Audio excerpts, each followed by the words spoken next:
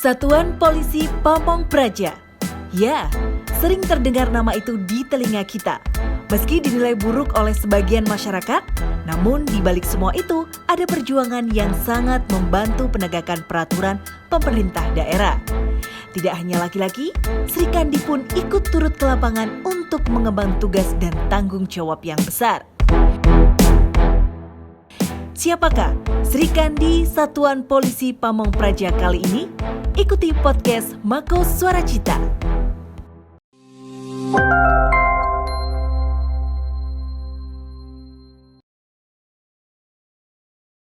Halo Sobat Mako, jumpa kembali bersama saya Vivin Citra dan kali ini tema kita mengenai Kartini. Kalau kita berbicara tentang Kartini, pastinya kaum perempuan wajib bisa atau berbangga diri begitu ya. Karena sosok beliau, kita semua bisa merasakan yang namanya persamaan gender. Dan kali ini saya akan ngobrol-ngobrol dengan Sri Kandinya Satuan Polisi Pamong Praja. Seperti apakah obrolan saya dan kira-kira kegiatan apa saja ya yang akan kita ikuti? Yuk langsung ke dalam. Selamat pagi. Halo, selamat pagi Mbak Citra. Apa kabar? Alhamdulillah sehat. Gimana Mbak Citra, sehat juga nggak? Sehat juga pastinya. Lihat kan ya Sobat Mako ya, sepertinya kita boleh ke bawah dulu ya. Oke. Oke, jadi kita ngobrolnya di bawah aja. Siap. Dan inilah tadi yang seperti Citra bilang, seperti itu, beliau adalah Sri Kandinya Satuan Polisi Pamong Praja dengan Ibu Farina. Betul sekali. Tapi saya panggilnya kayaknya Mbak aja ya, karena Boleh, masih muda bebas banget deh, gitu mau ya. Mbak boleh, mau Ibu boleh, terserah. Lebih akrab yang mana gitu Nah aja. itu, berarti kita panggilnya Mbak aja. Oke. Mbak Farina, ini tadi pagi biasanya kalau anggota dari Satpol PP sendiri kegiatannya apa sih diawalinya begitu? Kami kan masuknya jam 8 pagi ya. Jam 8 pagi setelah apel dan kadang koordinasi dengan Kabid atau Kasih sebelum melakukan kegiatan, kita langsung dengan regu masing-masing. Kebetulan saya merupakan korlap dari wilayah Blimbing, melakukan kegiatan rutin untuk pembinaan di wilayah Kecamatan Blimbing. Jadi kita mengunjungi pelaku-pelaku usaha untuk mengecek izin-izin reklamenya. Kadang juga terkait izin IMB kalau ada bangunan-bangunan yang sedang dibangun, kita ngecek apakah sudah ada izinnya atau belum. Seperti itu sih kurang lebih. Oke. Dan biasanya kalau kita bicara tentang Satpol PP ini kan identiknya dengan laki-laki begitu ya. Betul Tapi sekali. ternyata ada perempuannya juga gitu. Apakah perempuannya itu harus sekeras laki-laki begitu juga atau ya tetap pembawaan perempuan yang sosok kalem atau sebagainya gitu? Ini yang unik nih. Jadi karena kodrat kita sebagai perempuan itu ya ada tegasnya juga, ada lemah lembutnya juga. Jadi sesuai dengan situasi dan kondisi, kapan kita harus lemah lembut, kapan kita juga harus tegas kepada masyarakat, kita juga harus bisa menempatkan diri. Jadi sesuai kodrat kita, perempuan kan merupakan sorotan ya, apalagi kita cenderung menjadi ikon seperti itu. Jadinya kalau saat kita melaksanakan tugas, tentunya kita juga harus sesuai SOP, kita harus tegas, tapi tegas yang humanis, bukan tegas yang terkesan keras ataupun anarkis seperti itu. Tapi nggak banyak juga nih ya Mbak Farina, kalau saya lihat di luaran sana banyak sekali masyarakat gitu yang berpikiran bahwa negatif gitu ya tentang Satpol PP yang katanya tidak pro rakyat, yang katanya sadis, beritanya gitu ya. selalu yang jelek-jelek. Benar sekali. Iya. Sebenarnya boleh nggak sih cara kerjanya Satpol PP itu harus yang kayak gimana sih? Iya, yang sering ditampakkan di media dan yang sering diketahui oleh masyarakat itu kan Satpol PP tuh pokoknya tugasnya tuh cuman gusurin PKL, ngurusin gelandangan dan pengemis, terus kesannya yang keras langsung ayo bubar. Padahal sebenarnya Satpol PP tuh tugasnya nggak cuma itu aja. Kita tuh sebagai pengawal dan penegak perda, sekaligus menciptakan ketertiban dan ketentraman umum ya. Nah, di bidang saya utamanya di bidang penegakan peraturan perundang-undangan daerah di seksi pembinaan dan pengawasan. Jadi kita di sini tuh lebih ke arah persuasif. Jadi kita masih melakukan pembinaan kepada masyarakat Kota Malang, utamanya yang memiliki usaha-usaha, dan contohnya aja seperti yang memasang reklame-reklame di jalan ya.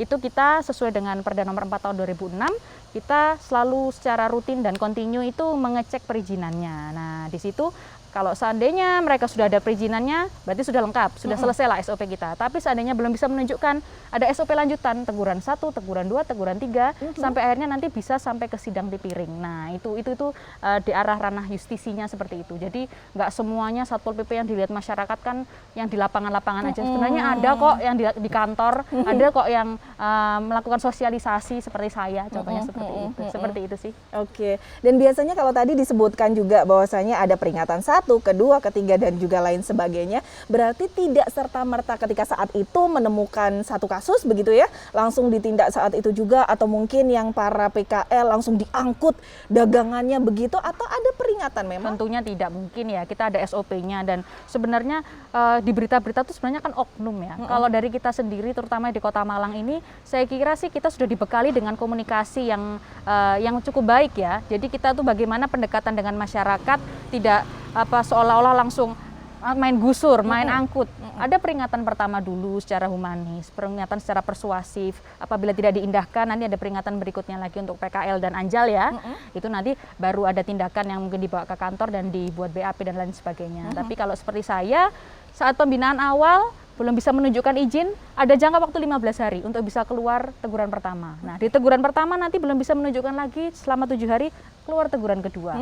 Kemudian ada 3 hari teguran ketiga. Nah, dari teguran ketiga nanti ada lanjutan ke LK atau laporan kejadian. Itu nanti ranahnya ada pemanggilan ke kantor, nanti akan menemui ke penyidik dan nanti akan di BAP untuk selanjutnya ke sidang tindak pidana ringan itu tadi. Jadi prosesnya itu panjang. Jadi kalau seandainya pelaku usaha itu kooperatif, segera memproses, sebenarnya nggak sampai ke arah ranah justisi juga bisa selesai kok. Jadi mereka pun aman membuka usaha, kita sendiri pun bisa menegakkan perda dengan cara tidak perlu geger-geger lah kasarnya seperti itu. Jadi seperti itu sih Mbak sebenarnya.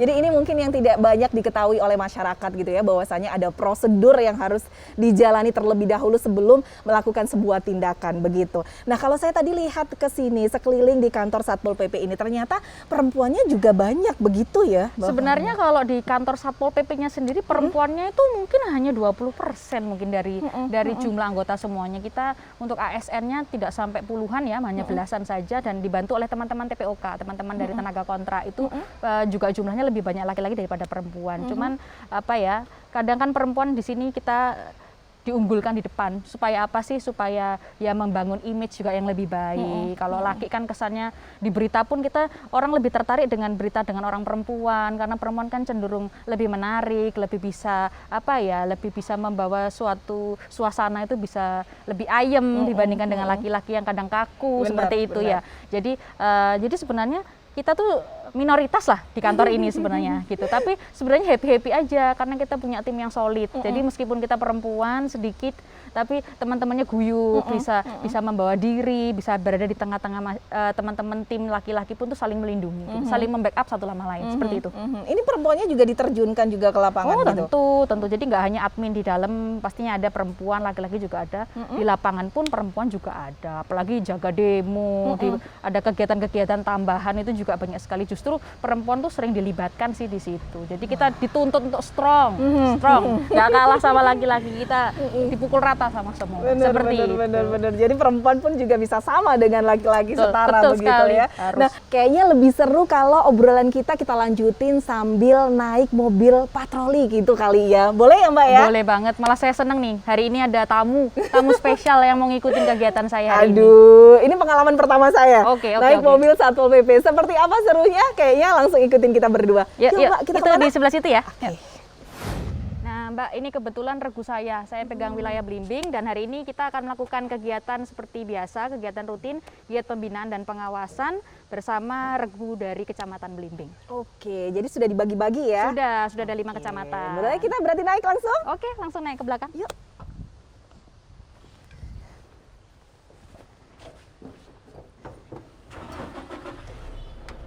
Wow, seru ya. Seru dong. Kalau duduk di belakang itu rasanya lebih seru karena anginnya lebih sepoi-sepoi. Tapi kalau biasanya perempuan kena debu apa gitu nggak jadi halangan? Oh, nggak jadi halangan. Bebas ya? Itu bukan halangan kita untuk mencari rezeki. Wow, luar biasa. Inilah yang namanya Sri Kandi masa kini. Begitu ya. Langsung kita jalan ya Mbak? Oke, let's go.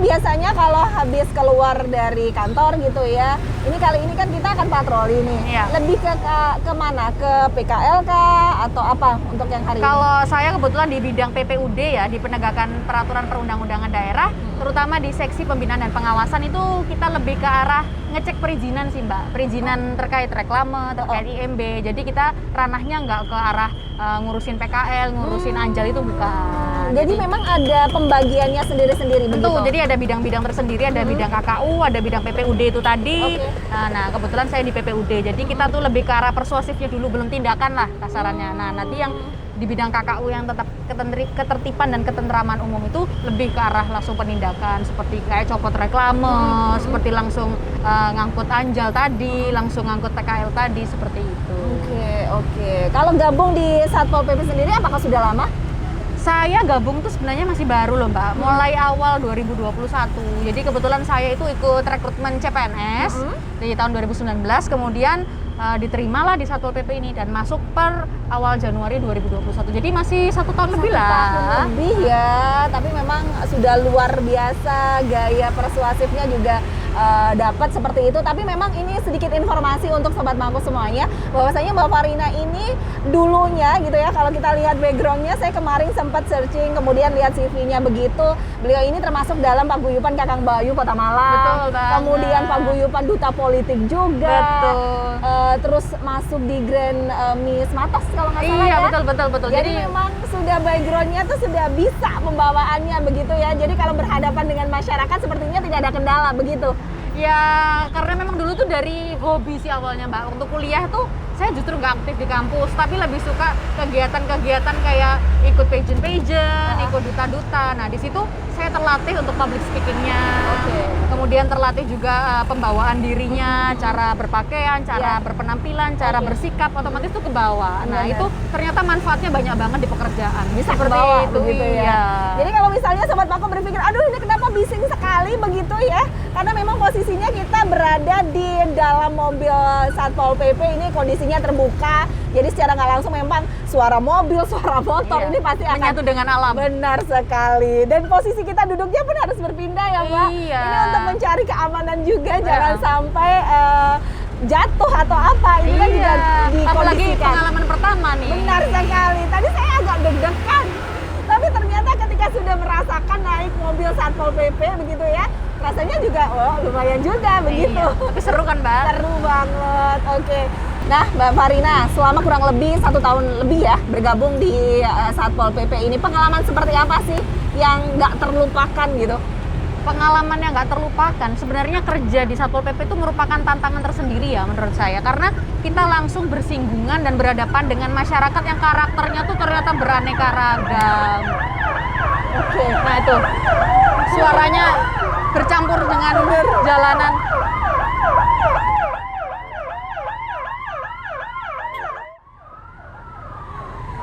Ya inilah ya suasananya kalau kita memang harus outdoor gitu, jadi memang harus bersinggungan seperti itu ya. Iya, agak teriak-teriak nih ngomongnya biar nggak kalah sama kendaraan ya. Benar. Ya, kembali lagi ke tadi ya, untuk pengalaman tidak terlupakan. Mungkin karena kita kerja yang langsung bersinggungan dengan masyarakat, yang langsung ketemu dengan beraneka karakter masyarakat itu, apalagi dengan citra dan stigma Satpol PP yang sudah duluan terkesan negatif ya di mata masyarakat. Jadi akhirnya tuh kalau kita kadang melakukan pembinaan yang masih sebenarnya sifatnya persuasif, mereka tuh kadang udah sentimen dulu, udah ngasih omongan-omongan pedas atau dengan bersikap jutek seperti itu. Jadi kita sebagai Satpol PP tidak boleh sampai terpancing atau sampai tersulut lah kalau memang mereka ternyata tidak kurang welcome dengan kehadiran kita. Jadi bagaimana kita bisa meredam itu, bagaimana kita bisa menyampaikan pesan yang ingin kita sampaikan tuh supaya dapat diterima secara humanis tuh seperti apa. Itu tuh justru tantangannya di situ. Jadi seninya di Satpol PP itu di situ, learning by doing-nya di situ sih saya. Jadi setahun belakangan ini saya belajar banyak dan itu tidak ada di teori di kuliah kemarin atau di mana, itu kita kerja langsung saat di lapangan, langsung dihadapkan, kita dituntut untuk berpikir cepat, bertindak cepat dan juga harus lebih dinamis lah kita sebagai anggota Satpol PP seperti Benar. itu. Kayaknya nanti kita obrolannya dilanjutin nanti ya, karena ini kebisingannya semakin ramai banget begitu ya. Jadi mungkin nanti sampai sana kita akan ngobrol lagi ya. Iya. Selamat pagi Mbak. Dari Satpol PP Kota Malang, ini berikut surat tugas kami, nggih. Ya. Kami mau mengecek terkait perizinan reklame sekaligus TDUP, tanda daftar usaha pariwisatanya, apa sudah ada? Saya kurang tahu Mbak, soalnya ini kan dari pusat Ya. untuk ngurusin seperti itu. Oke, jadi untuk sementara untuk hari ini kami bina dulu, kami beri surat pernyataan karena pada hari ini belum bisa menunjukkan. Nanti 15 hari lagi kami kemari, tolong disiapkan. Kalau memang belum mengurus, bisa diurus di Ramayana lantai 3. Jadi nanti setelah mengurus pajaknya, di samping loket pajak dari Bapenda itu sudah ada dari perizinan. Nanti urus kalian di situ. Insya Allah pengurusannya juga gratis kok Mbak. Oh, Gitu iya. ya. Jadi sementara kami data dulu nih Mbak. Iya. Ya.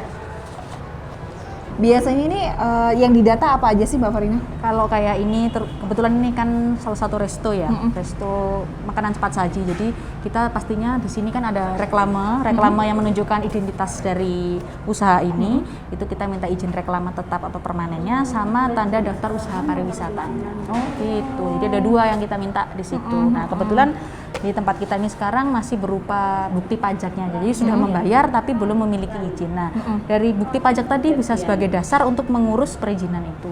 Nah, sekarang kan dimudahkan sama Pemkot Malang nih. Di Ramayana lantai 3 itu kita sudah bisa mengurus, di situ udah ada loket-loket yang lebih praktis lah kita. Di satu tempat ke Bapenda, sebelahnya Bapenda juga sudah ada perizinan itu tadi. Jadinya kita lebih mudah aksesnya, tidak perlu sampai ke blok office di sana. Di tengah kota kita bisa mengurus. Jadi tadi sudah kita arahkan juga ke sana seperti itu. Jadi memang lebih gampang seperti itu ya? Iya, Oke, kita jadi memang memudahkan. ada batasan ketika pertama kali ditindak, begitu kemudian ditunggu sampai 15 hari untuk Betul. surat perizinannya. Iya, ini surat pernyataannya karena belum bisa menunjukkan pada hari ini, nanti 15 hari lagi kami kemari, kita minta kopiannya biasanya seperti itu. Kalau memang sudah selesai diurus, lebih baik. Kalau memang belum, masih proses, kita SOP juga masih berlanjut, keluar teguran 1, tapi masih ada jangka waktu lagi 7 hari, sambil menunggu prosesnya, misalnya masih menunggu atau gimana, itu kan nanti bisa dijelaskan seperti itu. Kalau misalnya begitu ya, ada mungkin yang bandel gitu ya, dalam artian sudah dikasih teguran pertama, kedua gitu, ketiga, sanksi apa yang diberikan? Nah, setelah teguran ketiga itu nanti kita ada LK, laporan kejadian. Nah, di situ nanti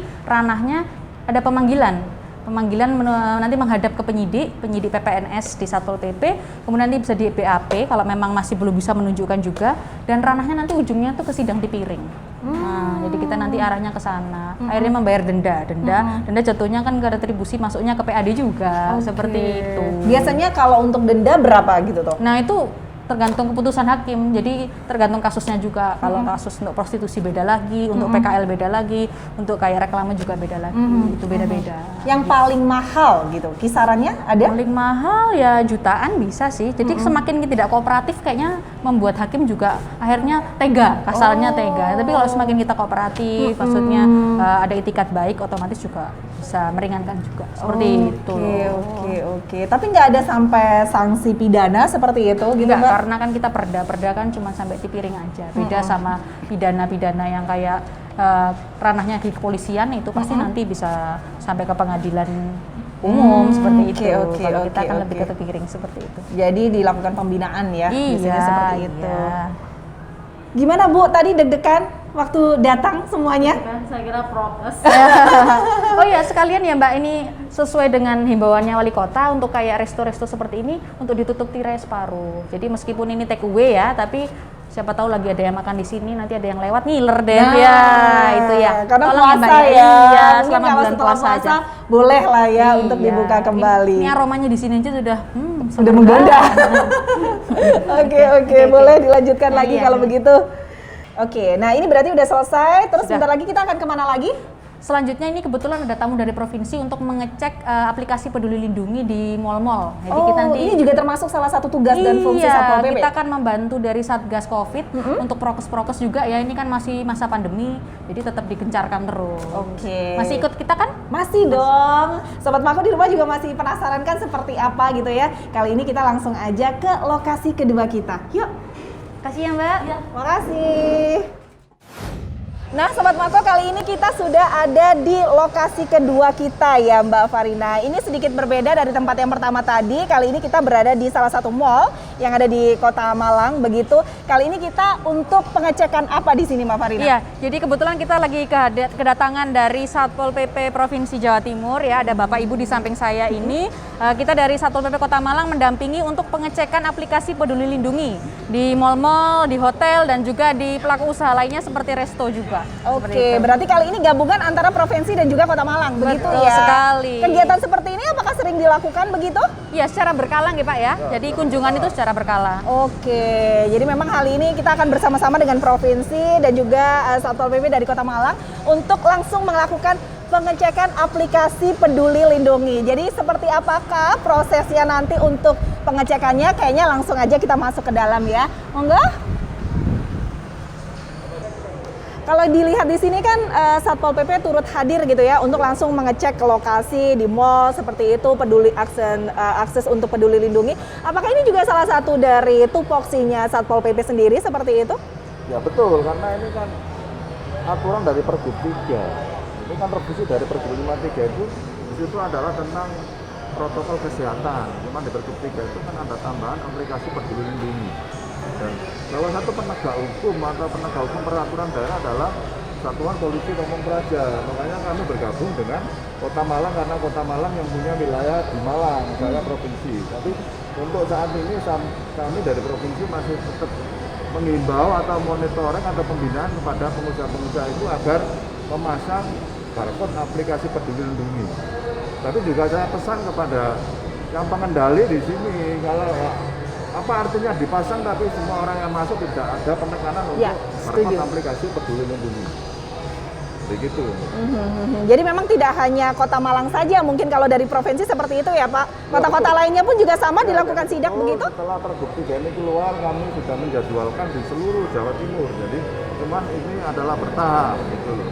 Insya Allah nanti di bulan April ini mungkin tidak mendekati selesai karena setiap hari kita ada yang ke Kabupaten A sampai ke Kabupaten B itu setiap hari kita lakukan.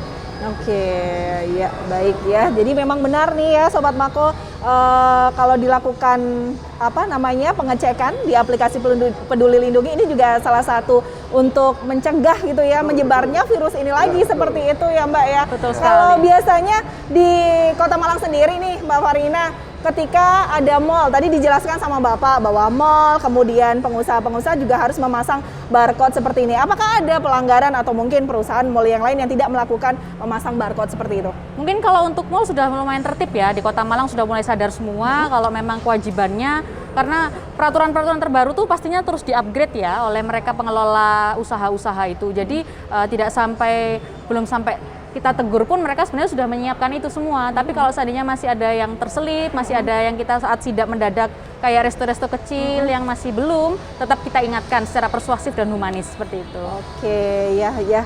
Sejauh ini tidak ada pelanggaran yang lebih kayak gimana kalau dari provinsi sendiri Pak? Ada nggak pelanggaran begitu? Memang saya mengamati itu karena saya sudah 2 kali saya dari Kabupaten Bojonegoro sama Tuban terus Malang ini mayoritas semua memang sudah memasang. Cuman pesan saya, karena ini kan untuk mengurangi COVID, jadi pesan saya terutama kepada yang security, karena apa artinya dipasang kalau tidak orang masuk tidak ditekan untuk barcode Peduli Lindungi. Setuju. Dan ini tujuan kita atau tujuan pemerintah kan untuk mengurangi COVID itu, pencegahan COVID itu. Dan mudah-mudahan dalam pelaksanaan giat hari ini itu akhirnya pandemi dicabut sehingga kita bisa melaksanakan tugas dengan baik, pengusaha juga bisa bekerja dengan baik. Benar. Rasanya saya kangen Pak gitu ya, kalau misalnya keluar kemana-mana tidak pakai masker, kita keluar masuk mall seperti biasa, saya kangen seperti itu ya. Jadi memang harapannya semoga saja pandemi ini segera berakhir dan menjadi endemi begitu, jadi kita memang bersahabat harus begitu ya. Mbak Farina, terima kasih banyak loh ya. Hari ini tuh pengalaman saya pertama kali naik mobil Satpol PP, kemudian diajak langsung tindak ke masyarakat seperti apa sih prosedurnya ternyata. Mungkin yang terakhir yang ini saya tanyakan, di tema kita kali ini tentang sosok Kartini seperti itu. Menurut Mbak Farina sendiri, Kartini masa kini yang seperti apa? Kartini masa kini itu mungkin bisa saya gambarkan tuh di diri saya sendiri ya. Nggak apa-apa kan? Nggak kepedean dong ini. Boleh. Kenapa saya artikan ke diri saya sendiri aja? Karena Kartini itu merupakan menurut saya ya, beliau adalah pejuang yang membuka jalan bagi perempuan untuk bisa berpendidikan akhirnya, berkarir, berprestasi. Akhirnya kita di era ini bisa mengutarakan pendapat kita, meraih mimpi-mimpi kita, mengutarakan apa unek-unek bakat kita, menyalurkan apapun yang bisa kita berikan untuk masyarakat, kita bisa bermanfaat untuk orang lain. Nah, disitulah kita jadi tidak ada lagi kesenjangan dengan laki-laki. Kita memiliki value yang sama dengan laki-laki. Nah, di situ pesan saya untuk diri saya sendiri dan juga untuk para wanita di luar sana bahwa kita punya kesempatan yang sama kok dengan bidang kita masing-masing untuk bisa berprestasi, untuk bisa berkarya, untuk bisa bermanfaat untuk orang lain. Insya Allah kalau tujuannya baik, pasti pahalanya juga baik. Kembalinya untuk diri kita sendiri, seperti itu. Baik, sekali lagi terima kasih banyak Mbak Farina, sukses terus. Amin, Mbak dan juga sehat selalu. Itu yang paling penting karena Betul. bersinggungan langsung dengan masyarakat. Betul ya. sekali. Prokes ini harus lebih digencarkan lagi, Iya. begitu ya. Saya senang banget loh hari ini ditemenin, jadi rame nih acaranya. Oke, baik, sekali lagi terima kasih banyak, Iya, sehat selalu. sama-sama. Dan demikianlah Sobat Mako obrolan saya gitu ya untuk tema kali ini mengenai Kartini, dan tentunya semoga tayangan ini bermanfaat, terus juga bisa jadi contoh bahwasanya selama ini polisi Pramong Baja ditakuti, kali ini tidak begitu ya. Kita ketemu di lain kesempatan. Sampai jumpa.